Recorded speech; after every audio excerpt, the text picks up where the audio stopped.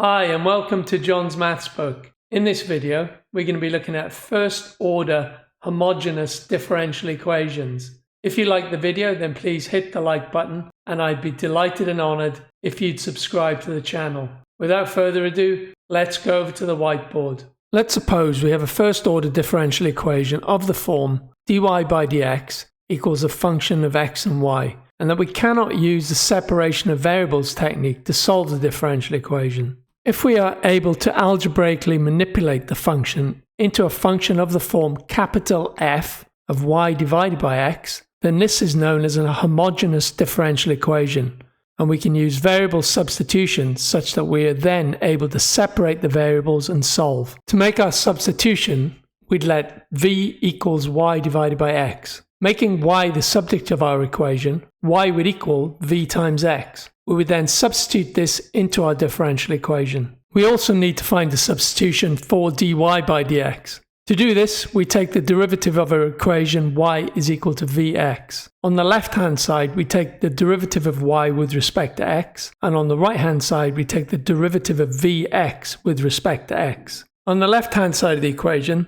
the derivative of y with respect to x is dy by dx. On the right-hand side of the equation, we need to use the product rule to find the derivative with respect to x of vx. If you're not familiar with the product rule, please see one of my earlier videos. So using the product rule, we first take the derivative of x with respect to x, which is 1, and multiply it by v. Then we add to it the derivative of v with respect to x, and multiply this by x. So we have dy by dx is equal to v plus x times dv by dx. Making our substitutions into this equation here, we're left with v plus x times dv by dx, which substitutes for dy by dx, is equal to f of v, where v is equal to y divided by x. We can then separate the variables, placing all terms involving v on the left-hand side and all terms involving x on the right-hand side. We could then integrate both sides to find the general solution to the differential equation.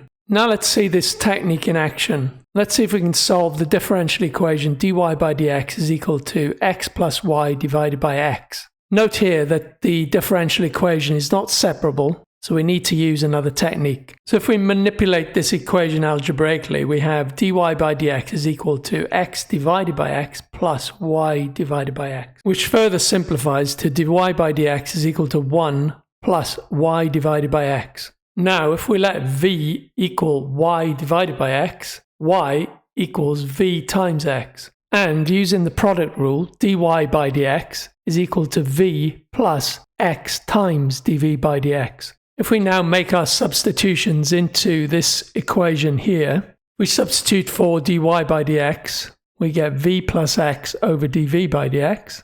And if we substitute for 1 plus y divided by x, we get 1 plus v. Subtracting v from both sides, the variable v is eliminated, and we're left with x multiplied by dv by dx is equal to 1.